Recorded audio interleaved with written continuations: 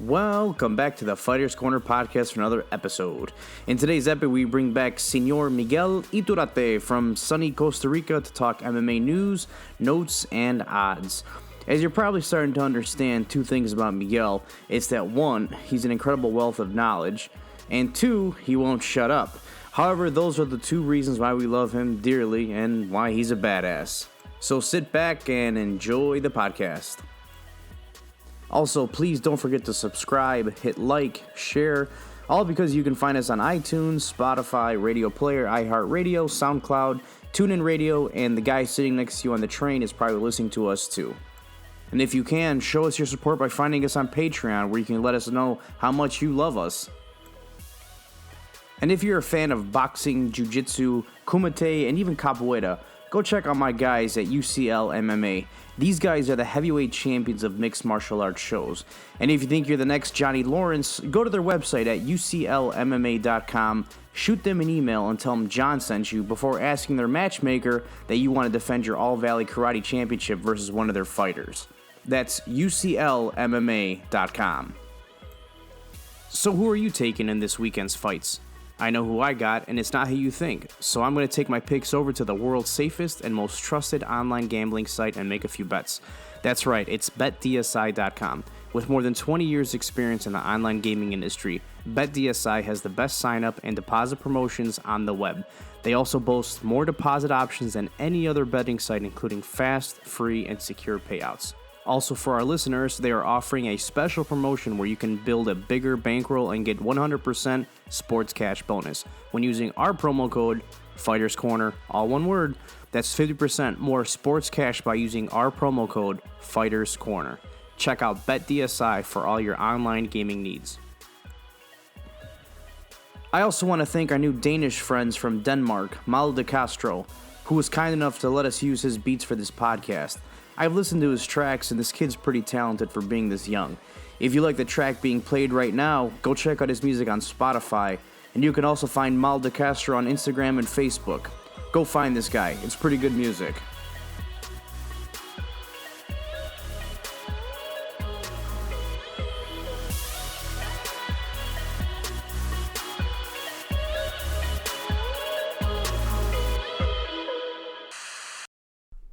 Welcome back to Fighters Corner Podcast. My name is Mike Davis. With me, sitting across from me is John Gorosky. Look out. And on the phone from Costa Rica, we've got Miguel Iturrate.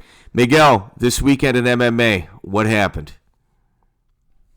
Well, we could start off with the UFC was in Canada. They had a big lightweight main event featuring Donald Cerrone and Al Iaquinta.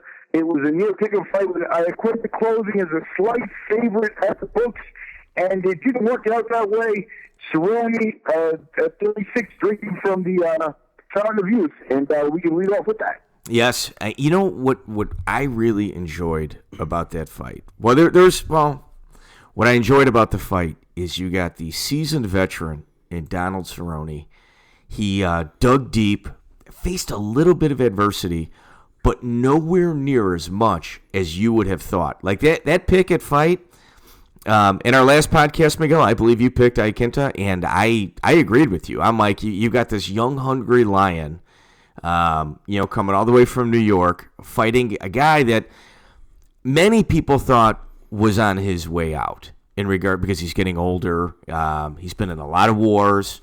I was kind of shocked at how easy Donald made that fight. Would you not agree?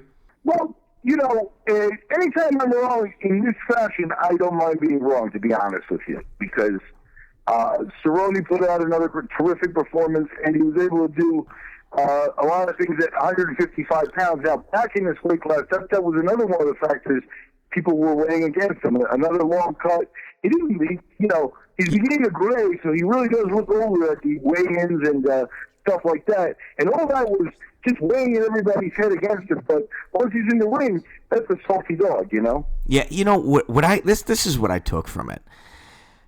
I mean, to call anybody in this conversation a journalist would be an insult to that profession. All of us are insiders. So when you and I and John talk, we don't really talk about like, oh, well, Cerrone's getting up there in age. I mean, other those are factors.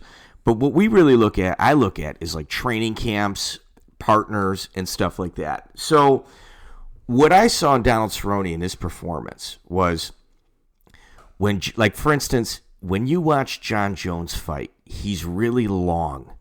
And those little breaks where you're kind of catching your breath, they give you little taps. Like, they're going to kick you on the leg. They're going to, throw a faint jab or something like that. They try to disrupt your breathing on the instances when you're trying to catch your breath. And Cerrone has that John Jones type of feel when he does that. However, in this camp, Joe Schilling was in his corner. And he did a part of his camp up with Schilling. I think it was in Colorado. And, for those people that don't know Joe Schilling, this guy's stand-up is insane. Like, his ability and teachings and his accomplishments within the stand-up world are he's phenomenal. And it appeared where he took a Greg Jackson type approach in terms of breaking down a fighter, but then added almost like a calmness, like the regular tornado that you see in Donald Cerrone. It made appearances, but the maturity in regards to the times he picked and chose to insert his will in that fight was much different than performances of past.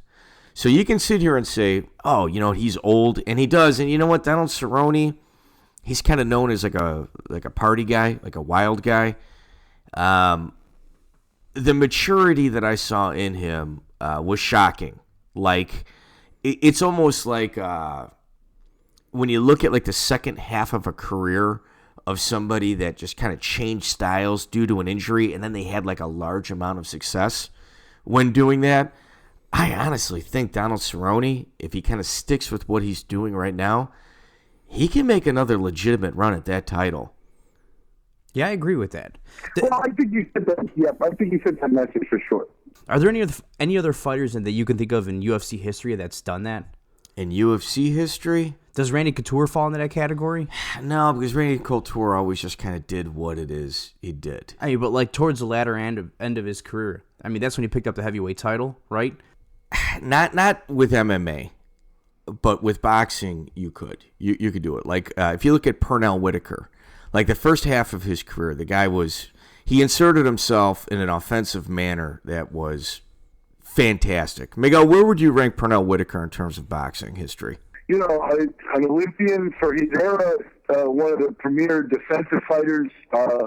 Primarily, that's what he's remembered for now. A little bit of maybe not a crowd pleaser, so he didn't cross over like a Mayweather type. But, he would rank right around that level of fighter. Right. However, after I think he had a shoulder injury. Yeah, you called him a premier defensive fighter. That defensive fighting took place in the second half of his career. So it's like you had a guy that he got, I think it was like a shoulder injury, and then after that he just adapted to it. Like, well, I still got to fight. I still got to make money. Yeah, let me just pick up this defensive style. And it was a style that he didn't have in the first half of his career, but once he dug down, once he went down that road, he became one of the best in the world at it. So Donald Cerrone, you saw glimpses of his past type performance in this fight. And you know what? Al Iaquinta, he didn't eat him up, but he took advantage of it. Yeah. So whatever Al and his camp, Ray Luongo and Matt Serra, whatever it is they prepared for, what they got that night was nothing that they expected. Right. Like all the adjustments, like everything that they had going on in that camp. Yeah. Hey, when he does this, we're going to do that. And when he does that, we're going to do this. All of that got thrown away in between the first and second round. With Cerrone, he's never won a UFC belt before. I don't think he has any records other than maybe he might have some active record going on right now. Well, either way, his wins, yeah, his wins. He's got more wins than anybody in the UFC. But that also is because of the hectic schedule. Is he a UFC Hall of Famer? He's a first ballot Hall of Famer. I agree with that. Yeah, and I'm going to tell you another guy that falls into that category that has never won a title, and that's very difficult to do. I think Clay Guida falls into that category as well. Okay. I know a guy like Cerrone, man. He never turns down fights. He's actually saved a bunch of UFC fight cards from, like, injury that Dana White asked him, like, last minute, like, you mind jumping in on this? And he wins. Yeah. You know what I mean? Like, I got nothing but respect for Donald Cerrone, man, and that's not going to go away. No, and you know what? Like, I think when people are, he's 36 years old, as Miguel pointed out, he looks older. Like, him jumping out of airplanes and obviously skydiving and scuba diving and all these, like, extreme things, or bull riding. It's all kind of coming to a head. When guys have their foot on the gas pedal with, like, MMA and extremes outside of that sport, you have to assume there's other issues as well going on, like other extremes going on, and partying might be one of them. Now, I've never hung out with the guy, but I know some people that have come back going, oh my God, dude, I was at his ranch. Holy cow. Like, man, that guy's insane. Like, I've heard several people coming back, like, talking to me, and it's not me inquiring, like, hey man, what happened at the ranch? It's a footnote to their training out there was partying with Cerrone. Yeah. And if he really wants to make a run, and whenever you talk about titles and stuff like that, you're not going to find many interviews where he's like, well, I'm here for the title. I'm here for the title. It was the first time I ever heard him say, now it's about legacy. I'm going after that UFC title. Mm-hmm. If he really wants to make a run at that, it's something that you have to do 24/7. Yeah. And even when you're not training for a fight, and you got to clean everything up. Like, and I'm a sober guy, and I don't preach those virtues to anybody. But if you want to make an honest run at a title at 36, you got to live a clean lifestyle. Yeah, you got to clean it up. You got to clean it up. He called out McGregor after the fight, right? Well, I think that leads us to our next topic. The problem with, like, DC versus Stipe is coming up. Miguel, is that what we're talking about next, I'm assuming? Yeah, the UFC's gone ahead and announced that as a headliner for one of the August pay-per-views, and they have moved on from the Brock Lesnar fight. Yeah, so Lesnar essentially, in essence, retired. And as we had discussed in the last podcast, USADA. Mm-hmm. The boogeyman. Yeah. And... Or Yakuza. Yeah, it's ridiculous. I mean, it's honestly, if you notice right now, there seems to be like a bit of a PR campaign kind of slamming USADA. Yeah. And if you don't think it's the UFC pushing that narrative, you're out of your mind. And the reason they're pushing that narrative is because they're praying to the MMA gods just for a sliver that they can make into a gash, and then hoping that it gets infected so they can go. They are going to trash USADA when a time comes, because right now they're building their war chest up so they can just go, okay, we tried, it didn't work. All right, guys, we're just going to let the states handle it. What alternative is there other than USADA? I mean, they have to do it internally then, right? I mean, that's the other option. What you do is you declare a victory against all steroids across the world, pretend like they don't exist, and then you say, we're just going to let the state institutions handle this flawed system as it was. And if you're stupid enough to get caught, it's on you. It's on you. You get the ban hammer. Yeah. But in essence, we had talked about USADA, and it's actually not the issue, believe it or not. What's the issue, Mike? Well, here we go. If it is the issue, it's not this issue with Lesnar. The issue is that the only way to get a UFC pay-per-view right now is to go through ESPN Plus. Oh. I've got ESPN Plus. Okay. Yeah. It's fantastic. Right. I have it as well. It's good. Okay. So the first pay-per-view that they did, there was a couple hiccups, which I was surprised. Well, here, let's clarify, okay? You couldn't order it.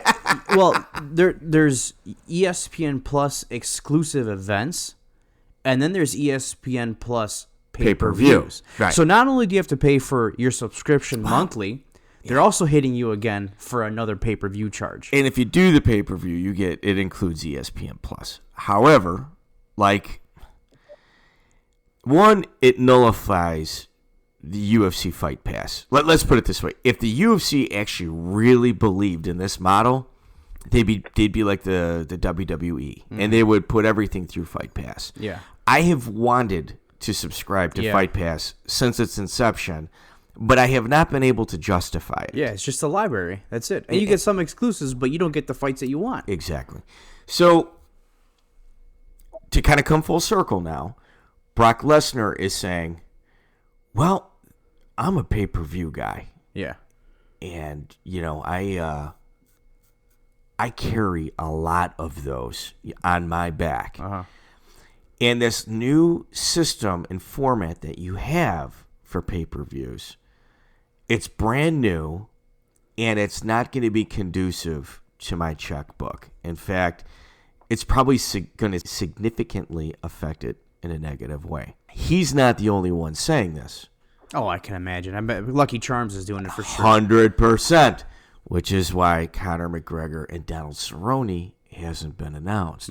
Because McGregor's just like, I'm not taking a pay cut. Yeah. Like, you guys got me confused. Like, whatever you guys have negotiated with ESPN doesn't include me or Brock. Right.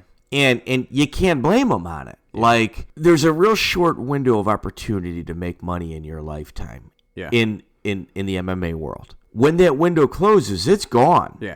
I mean, you'd assume that if Brock Lesnar never fights again in the WWE or UFC, he's going to be living a fantastic life. 100%. Same thing with Conor McGregor. So, honestly, if you look at it, the UFC needs Conor McGregor.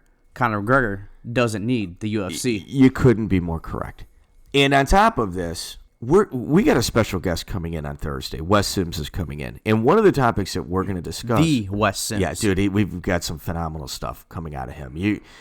I can assure you, you guys will want to listen to that interview. So, in essence, like, what we're going to discuss is the UFC and what the UFC is. Sometimes you'll look at, like, fighter profiles of guys that have retired or haven't fought in the UFC in 10 years, and you go to their social media, and you look at their profile picture, it's still what it is they're doing in the UFC 10 years ago. Yeah. So, like, they haven't progressed. Like, whatever it is at their life, it culminated to that point, and they haven't moved beyond that. The majority of the people in the UFC, their money, they got to make their money now. And if you're not smart enough to realize that, then, man, what you're doing right now is a hobby, and you got to think about getting a career, because this is not something that you're going to be able. I mean, less than 10% of the people that fight in UFC will ever be able to retire on only the money that they made there. Yeah. And for Brock Lesnar and Conor McGregor to take a pay cut, it's just it's not going to happen. It's not going to happen. No. And the UFC, for some reason, has put themselves in a position to where I doubt there's any move with ESPN based on the contracts that were signed. Yeah, unless something else changes. They've kind of burnt a bridge with them standing on it. Yeah, This might not be the first. These might not be the only two. I mean, other people will pick up on this too, and I mean, John Jones is someone that we haven't talked about yet, and he draws for the UFC. Well, John Jones is in a different position because of his issues. Yeah, I mean, who is he to demand? But still. He's not in a position to do anything. Yeah, I mean, he's fighting on steroids right now. So, like, he's not in a position really to negotiate like the others are. Yeah. And the monies that he's left, which Miguel had brought up. Let's come full circle. Stipe Miocic is the person that's in line for DC. Miguel, what are your thoughts on that fight? Well, I mean, if the UFC didn't get sidetracked by things like Brock Lesnar's, potential appearance or things like that, we probably would have already seen DC and Miocic too, and we would have already had this figured out, and you'd have an active, heavyweight division. Instead, we have a heavyweight division where Miocic played his cards right. At the end of the day, most people thought if he was holding out for a DC fight, he was making a mistake because everything was looking that they were going in another direction, and then with Jones looming, he might be the odd man out, right? But at the end of the day, maybe he knew something, or, Lesnar not coming to the table, you got to give Miocic his rematch. So I think it's a fight that has to happen. Is it going to move the meter like the fight the UFC's been talking about making here? The champion against the number one contender. There's really no way to knock the fight other than that you've got, this mutant Lesnar sitting off to the side distracting people. Well, and from Lesnar's point of view, he literally has held he's held the entire division hostage. Like you've got like the bottom, like the top 5 people aren't moving. Like Stipe hasn't done a thing, since he lost the title. He hasn't fought. I guarantee they've offered him fights, and he's just like, well, no, I want a rematch. I deserve a rematch. Okay, well, we got to wait. He actually does. 100%. I mean, there's people that are out there that lose the belt that they don't deserve the rematch. He deserves a rematch. He deserves a rematch, absolutely. Yeah, and, well, if you really think about it, he's been sitting on the shelf for... Over a year, possibly? Almost close. It's got to be close to a year. I think he lost to Cormier, when was it, last July? Late summer last year? Look it up. Let me see. Let me ask you a question here. Now, this is just completely theoretical, but how would you have approached that year off if you were Miocic? Early on, do you do like a sick, out of cycle, like just get huge and and do as much work as possible while Absolutely. You're sitting out? And well, what would I do? I mean, hopefully he's not, running that risk kind of thing with the authorities now with the title fight and stuff like that. But it is, a lot of people thought, Lesnar waiting to get back in the pool and stuff like that is when they come clean of all this. And with a year off, you do have time to, get on and off stuff, don't you think? As we have clarified, to call any of us journalists would be an insult. But if you're asking me as an insider, somebody that, Miguel, you and I have probably done more things internationally than 95% of the MMA community. I think there's a double standard with USADA right now. And it's as plain as day. No one wants to talk about it, but it's the truth. So in essence, I believe that they had a sit down with Lesnar. They had like a meeting of the minds where he says, well, this is what I'm on. I'm on this, and this. And I can come off of it, but I can't come off of it all at once. And they probably gave him a timeline of when to come off of these drugs in order to pacify a situation where Daniel Cormier could be happy with fighting a clean Brock Lesnar. Clean, air quotes. Yeah, clean. No, but and I think like at the time of the event, he would be clean. But I think the frame that he had to fall into this category is much different than everybody else. So if you're asking me, somebody like Miocic, I don't think he's ever going to be taken out of that testing pool. And he's a fireman. Like he actually lives a pretty clean lifestyle. I got a bunch of buddies in Ohio, and they not only say really good things about him, they say, man, he's genuinely like a decent human being that's just doing the right thing. He's just living the dream, so to say. I don't think he foreseen himself taking almost a year off in well, between bouts. If he were smart and he knew this year was going to come up, I would have taken steroids on my way to the USADA testing pool. Yeah, the post-fight Daniel Cormier testing pool. Yeah, because if I knew I was going to be sitting for a year, I tested positive, I'm going to take that year suspension. I would prepare yourselves for some pulsating that's going to be happening for the rest of my career. Check your picogram meters, because they'll be coming. Like if I had like some sort of time machine, I would have went back and said, "Hey, dude, you're going to be sniffing, you're going to be snorting testosterone on the way to taking your urine sample or giving your urine sample because it's an unfair playing field right now for everybody else, and anybody to say it's anything other than that is just lying to you.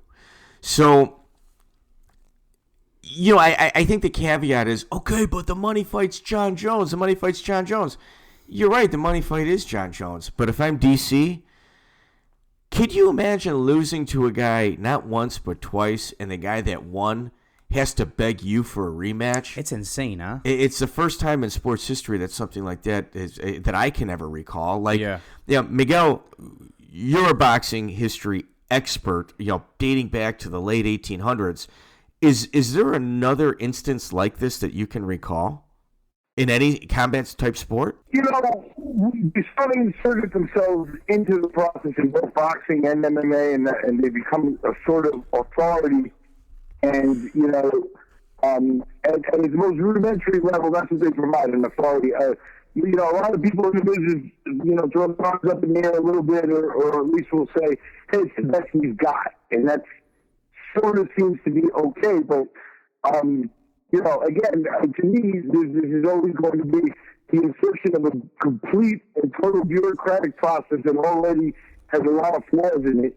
Doesn't really satisfy, but it does create jobs and, people collecting PP and stuff like that. And, people get to volunteer and get into the show and stuff like that. So it has support at a whole, the structure's there for people to be taken advantage of. You know what I mean? So they collectively do what they do. And there are guys like John Jones, once they've gotten the paychecks and stuff, you can actually be ahead of the test. You can really literally be ahead of the test. And then from there, it may just be communications and say, hey, look, let me know if you're going to be tested for this, or, it looks like, you're looking to put that on the list. Oh, that's good to know. You know what I mean? But that to me is really the part of the game where that will define who's at the top of the food chain, literally from from an intake, so to speak. Who's at the top of the MMA and boxing food chain might be the guys that are on supplements that may be illegal in the future, but are not now. You're right, the designer steroids. Let's just say you've got a few brothers that played in the NFL, and they have, I don't know, access to, scientists that are constantly farming, that community in order to kind of give those guys an edge. So yeah, but in sports history, I can't think of another instance. Forget combat sports. In any sport where you beat a team or somebody twice and you have to beg for a third match because you look stupid.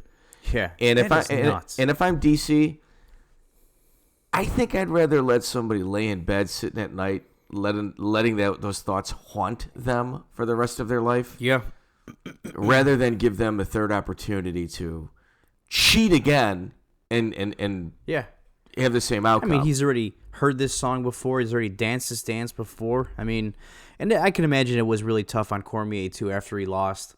And then he finds out that he lost against a cheater. Can you imagine getting that phone call a second time? Oh, God, man.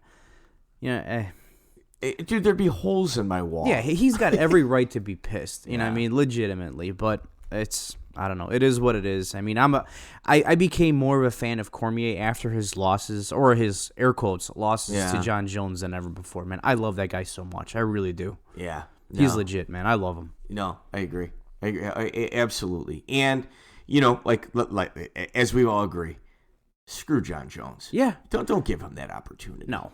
Don't give him. The only one that is the UFC, and that's it. Because honestly, they don't have a lot. Are you going to do them a favor? If you're DC, are you going to do them a favor? No, you don't.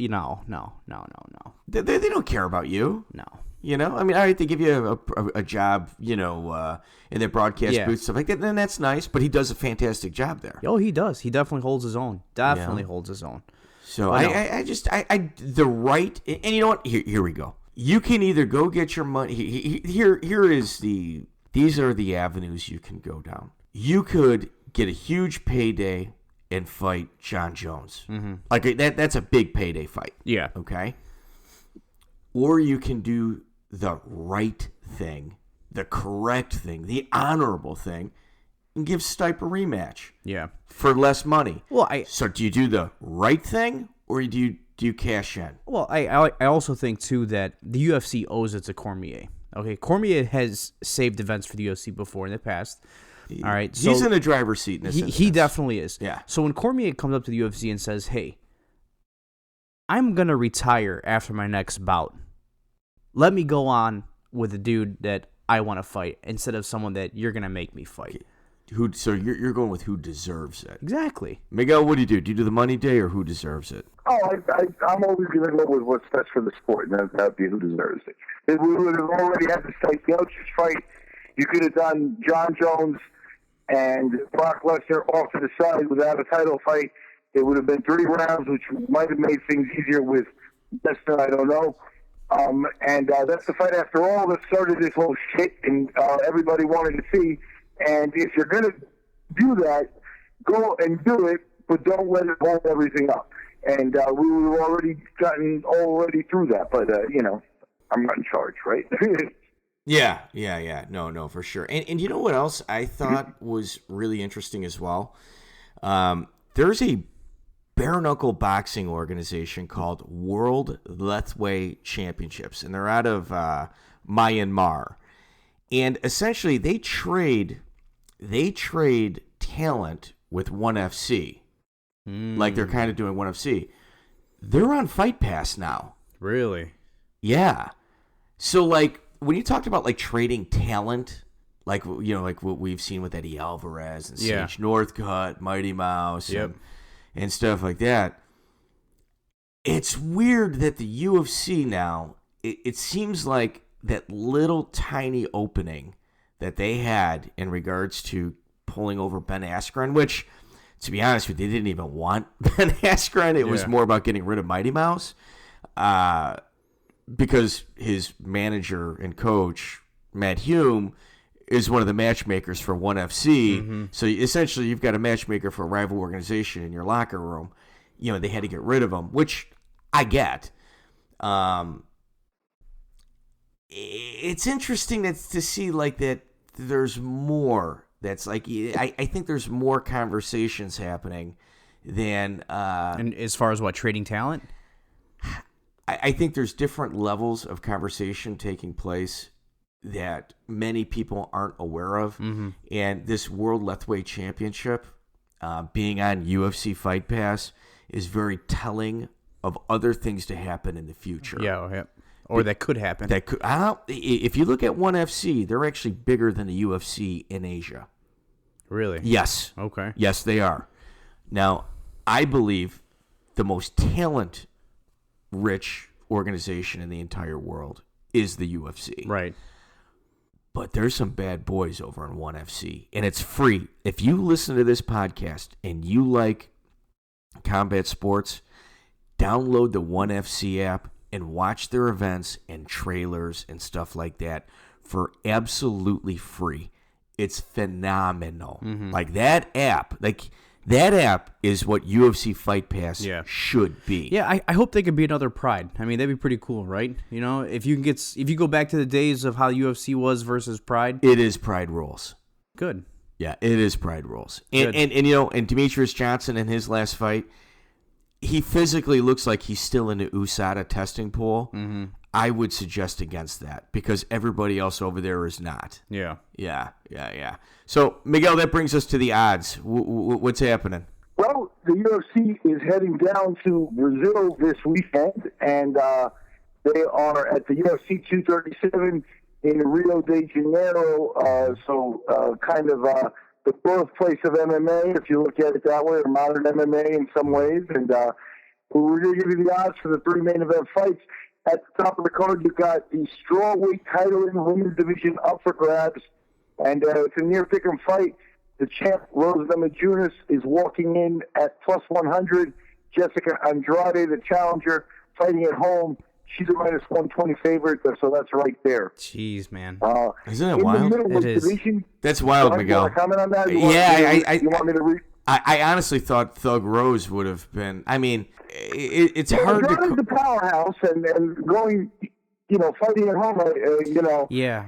Home field advantage is going to mean a little bit, right? It is an interesting set of odds, and maybe people are going to want to take advantage of that. Maybe it'll change here during fight week, But the time, there is no time change though. It's just an airplane. It's just a travel, the lengthy travel. And like the new environment.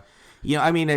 Whenever I travel to a foreign country, or even like if I'm going to Tampa for a weekend to visit my brother, I'll load up on 2,000 milligrams of vitamin C and take it every 4 hours. Yeah. I'll be a little bit gassy, but whatever like issues like Montezuma's revenge and stuff like that, you don't encounter that. A lot of times that's just a change of biology. So you've got to kind of spike your vitamin levels, whenever you travel like that. And, somebody like Rose, like Active B complex is like another really good thing to take.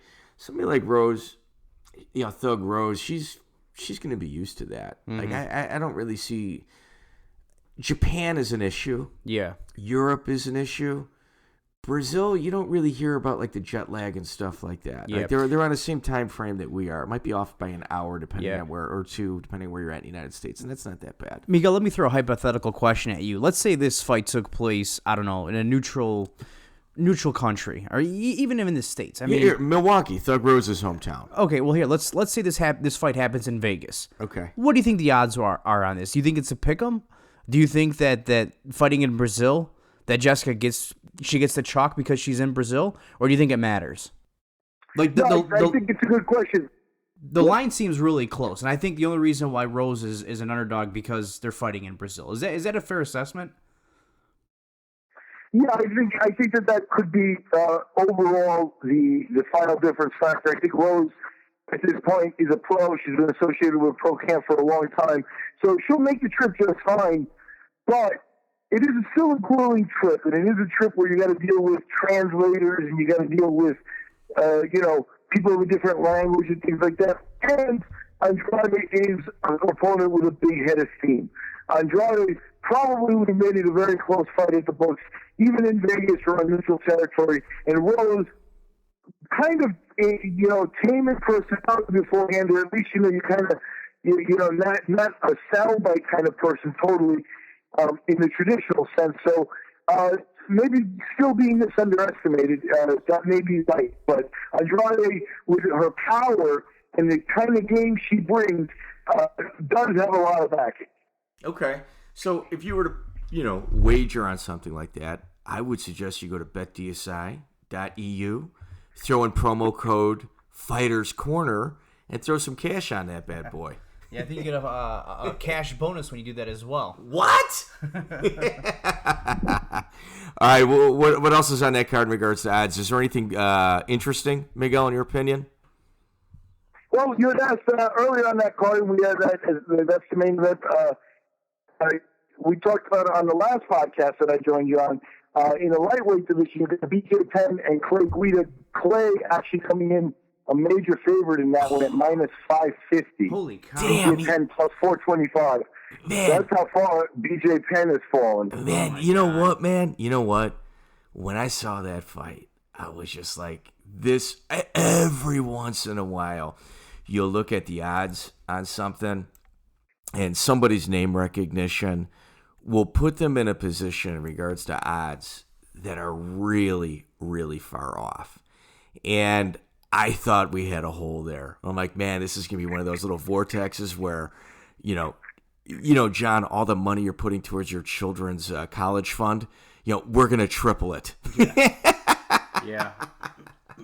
I thought that would have been it. So he's a major favorite. I can honestly see that. He's not submitting Clay.